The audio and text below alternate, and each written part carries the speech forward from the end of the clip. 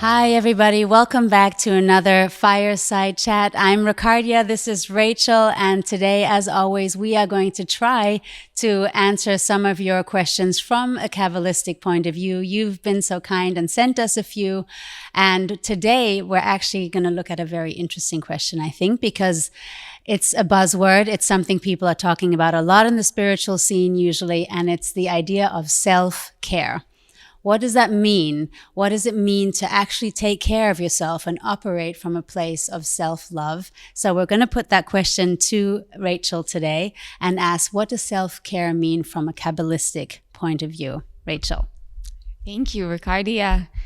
Yeah, that's a great question, because I think self-care means many things. And I wouldn't say there is just one Kabbalistic perspective on it. I can share maybe personally my experiences. And first, to say for sure, when we take care of ourselves, we can give more to others. And putting ourselves first, or putting our spiritual work first and our connection to ourselves, is key if we want to be able to give something back and to excel and to really share in everything else that we do.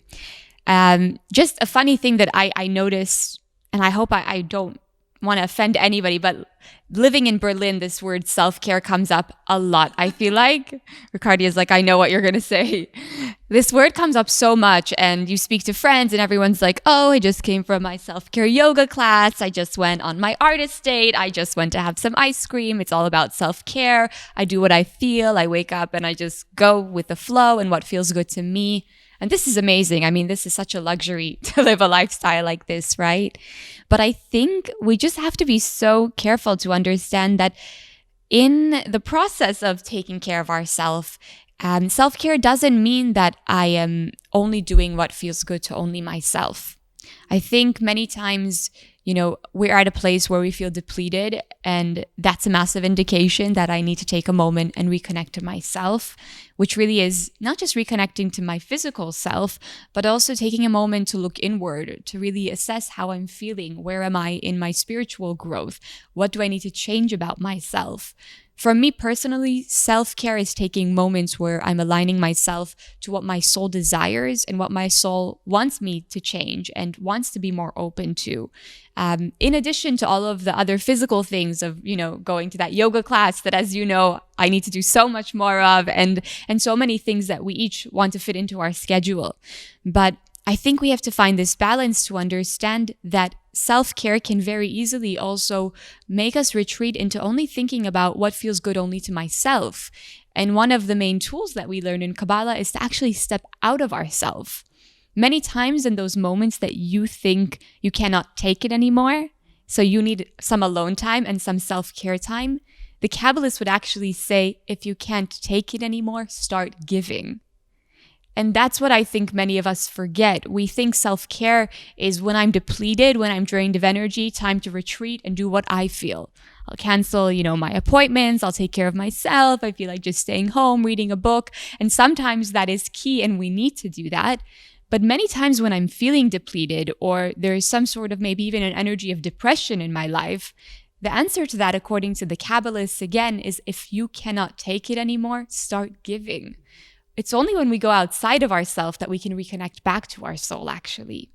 So that's the Kabbalistic kind of perspective, I would say, is to find that balance between taking those moments for yourself to reconnect to yourself, to what you need, to what your soul really desires to grow and to change in.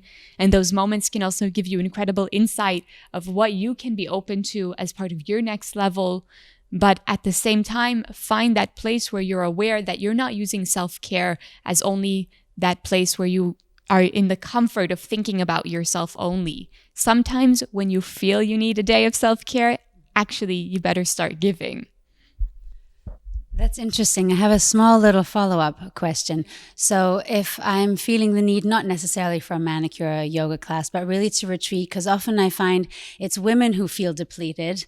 And I'm wondering from a female perspective, what would you say to women who are actually giving all the time? They're raising children, possibly by themselves, but maybe also with partners.